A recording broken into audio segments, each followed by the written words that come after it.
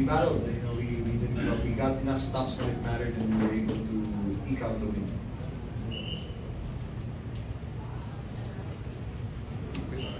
Coach, in the last game against Reno Shine, I believe you were a bit frustrated with the physicality. How were you able to address that going to this game?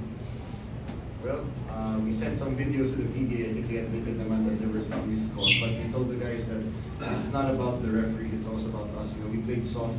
I think they were able to bully us and be more physical than us, and di kami pumalag. So, you know, we made sure we wanted to address that. We wanted to be the ones that were more aggressive today. And, you know, credit to the guys. I mean, they were great. Perk was great and really helped us to our win today. First, congratulations. Good game tonight. Got the win. You had the first round with a 4-1 record on top of Group B, as Coach said, the group of them. Yeah, we're just trying to make playoffs to win games. yeah, I don't know. Wow. Good word. Not a few words. Yeah. Tired. Coach, yun na nga, 4-1, you said na group of them to. Una, were you surprised na you end up with on top, and second, your expectations for the second round? I don't want to say surprise naman, but you know, kami as a team, we believe or we try to believe that we can win every game. We just ask them to compete every game. And so far, we've been competing this conference. All we ask is to give ourselves a chance to win. Don't self-destruct. Don't do silly things that will cost us the game. And we've been doing it game by game. I still think we've been catching a lot of breaks, and you know, we just can't relax.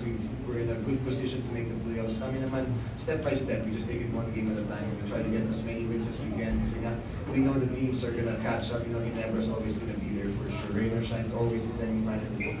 Meralco rin. So kami trying to just find a way to sneak in. You know, we're one of the younger teams. So hopefully we can continue to play this way. But I still think we can get better. We have to get better.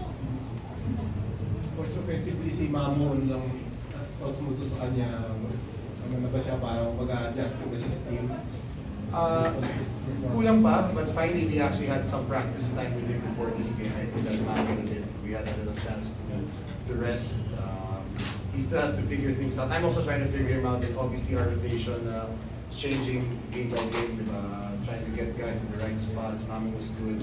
See, Francis Escandor also came back from an injury. I thought he gave us good minutes also.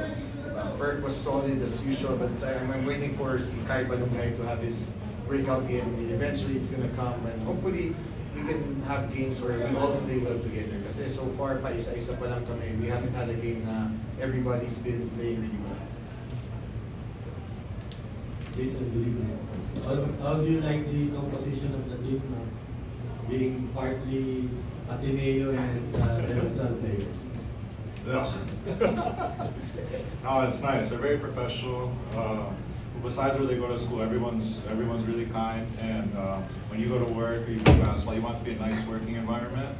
Also, I love Coach. Coach holds everybody accountable from the first to the last, so you have no choice but to get better. So beside the results, it's nice in practice because every day we can see the improvement. We were agreed. Yeah. Cooking to. Wala. How many more minutes you want? Coach, thank you. Thank you. And some press con. Thank you. Thank you.